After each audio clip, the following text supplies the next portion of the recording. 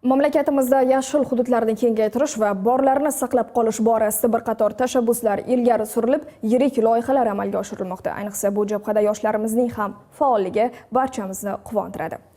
Sanjarbek Maqsudov ham ana shunday tashabbuskor yoshlardan biri. Mana bir necha yildirki u daraxt ko'chatlari va gullar yetishtirish hamda ularning savdosi bilan shug'ullanib kelmoqda. Muxbirimiz mavzuni batafsil davom ettiradi. Mamlakatimiz bo'ylab daraxt ekish aksiyalari keng o'tkazilib kelinmoqda. Ayni tadbirlarda barcha hududlardan ko'ngilli fuqarolar, tashkilotlar va yoshlar birlashib, yashil bog'larni ko'paytirishga hissa qo'shishmoqda. Ular orasida Sanjarbek va uning oilasi alohida ajralib turadi. Chunki ular manzarali daraxtlar savdosi bilan shug'ullanib, har yili 2000 dan ziyod daraxt ko'chatlarini ekish, xayriya qilish ishlarini o'tkazib kelishadi. Maqsudovlar xonadonida an'ana bu yil ham davom etdi.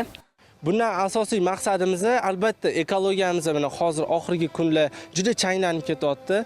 Bu oldini olish maqsadida o'simlik ko'chatlarni ekib, yana ham kislorod bilan boyitish. Bizga mana 2000 ta daraxt ko'chatlarini taqdim etishdi.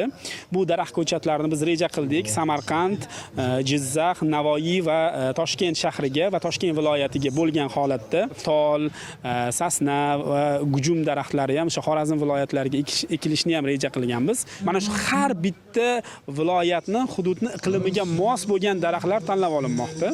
Va bu jarayonlarda agronomlar, soha mutaxassislaridan fikrini olib, ular uchun har bitta viloyatni iqlimiga mos bo'lgan daraxtlar ro'yxati shakllantirilgan. Shuni ta'kidlash joizki, ekilgan har bir daraxt nafaqat havoni tozalash, balki tabiatni saqlash demakdir. Yashil O'zbekistonni barpo etishda har birimizning hissamiz katta. Daraxt ekish kelajagimizga qo'yilgan muhim qadamdir.